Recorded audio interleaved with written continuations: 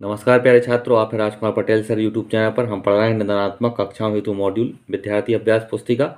आज हम कक्षा 9वीं की सामाजिक विज्ञान विषय का अध्याय 1 पालमपुर गांव की कहानी, यह अध्याय 1 जो है अर्थशास्त्र समूह का अध्याय 1 है। इसके प्रश्नोत्तरों को हम पूरा करेंगे। तो आइए शुरू करते हैं। सबसे पहले है सही विकल्प चुनकर लिखिए।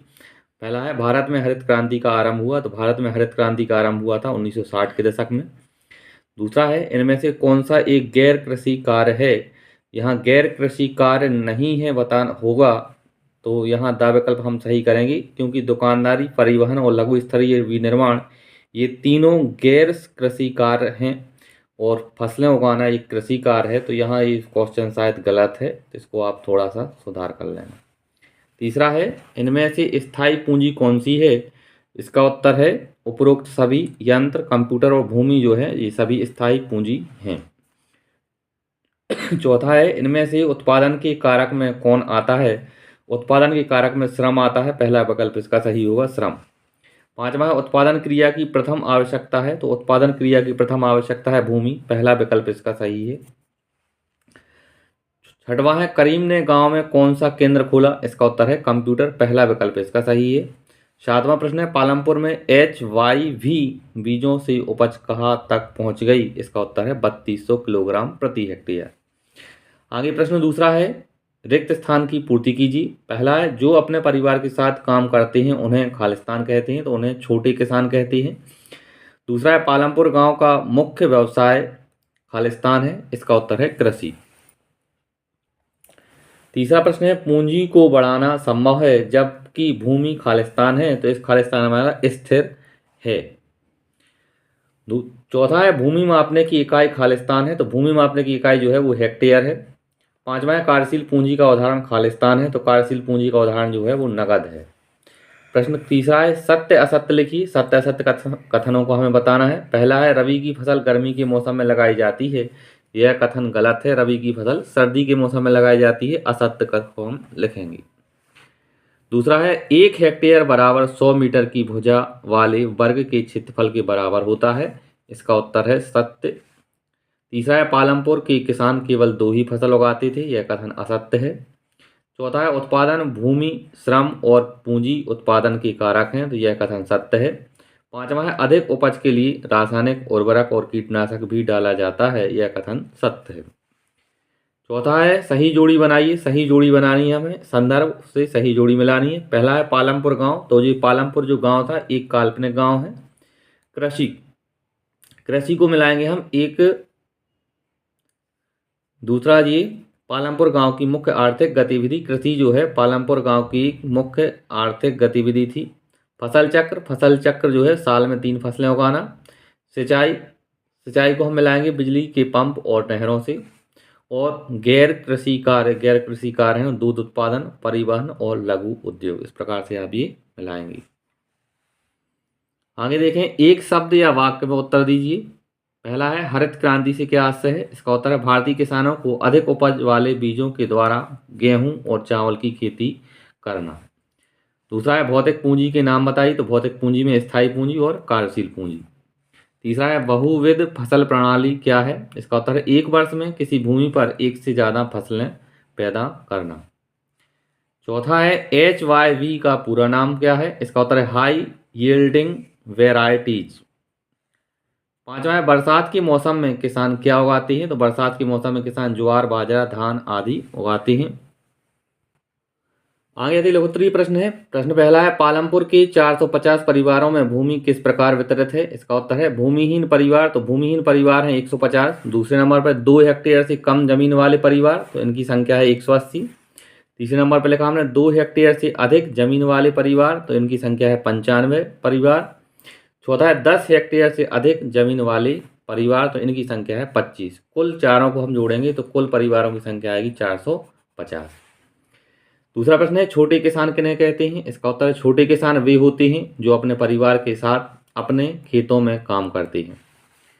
तीसरा है मंझोले और बड़े किसान किसे कहते हैं। इसका उत्तर है मंझोले और बड़े किसान ऐसे किसानों को कहते हैं जो अपने खेतों में काम करने के लिए दूसरे मजदूर किसानों को किराए पर लगाते हैं। चौथा है स्थायी पूंजी से क्या आशय है? इसका उत्तर है वह पूंजी जिनका प्रयोग कई वर्षों तक होता है, जैसे औजार, मशीनें और भवन आदि को स्थायी पूंजी कहते हैं। पांचवा है कार्यशील पूंजी से आप क्या तात्पर्य है? इसका उत्तर है कच्चे माल और नगद मुद्रा को कार्यशील पूंजी कहा जाता है, क्योंकि ये चीज़ें उत्पादन क्रिया के दौरान समाप्त हो जाती हैं। छठवां प्रश्न है बहुविध फसल प्रणाली से क्या आशय है? इसका उत्तर है एक वर्ष में किसी भूमि पर एक से अधिक फसल पैदा करने के तरीके को बहुविध फसल प्रणाली कहते हैं। सातवां प्रश्न है पालमपुर गांव के विकास तंत्र के बारे में आप क्या जानते हैं? इसका उत्तर है पालमपुर में सड़कों, परिवहन के साधनों, बिजली, सिंचाई, विद्यालयों और स्वास्थ्य केंद्रों का पर्याप्त विकसित तंत्र है।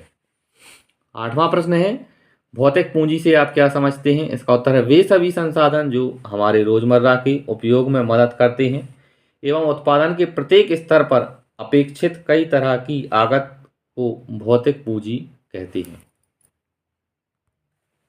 नौवां प्रश्न है पालमपुर में गैर कृषि क्रियाएं कौन कौन सी हैं? इसका उत्तर है पालमपुर में गैर कृषि क्रियाओं के नाम हैं डेयरी, दूध बेचना, लघु स्तरीय विनिर्माण, हाथ से बनाई गई वस्तुओं को बेचना, व्यापार करना एवं परिवहन सेवा।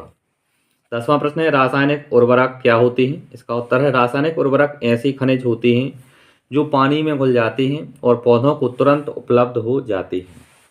आगे लघु उत्तरीय प्रश्न है। प्रश्न क्रमांक पहला है वस्तुओं और सेवाओं के उत्पादन के लिए किन किन चीज़ों की आवश्यकता होती है?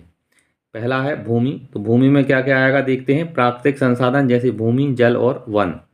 दूसरा है श्रम, श्रम में लोग जो काम करेंगे। तीसरा है भौतिक पूंजी जिसमें उत्पादन में लगने वाली लागत। चौथा है मानव पूंजी, कुशल, योग्य एवं ज्ञानी उद्यम।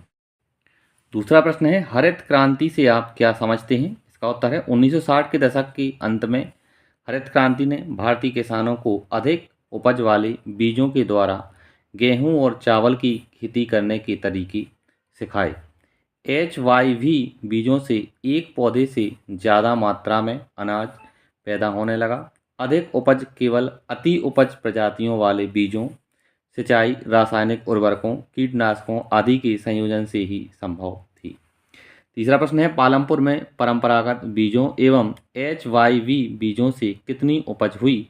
इसका उत्तर है परंपरागत बीजों से गेहूं की उपज 1300 किलोग्राम प्रति हेक्टेयर थी। HYV बीजों से उपज 3200 किलोग्राम प्रति हेक्टेयर तक पहुंच गई। HYV बीजों से किसानों के पास बाजार में बेचने को और अधिशेष गेहूं की काफ़ी मात्रा उपलब्ध थी।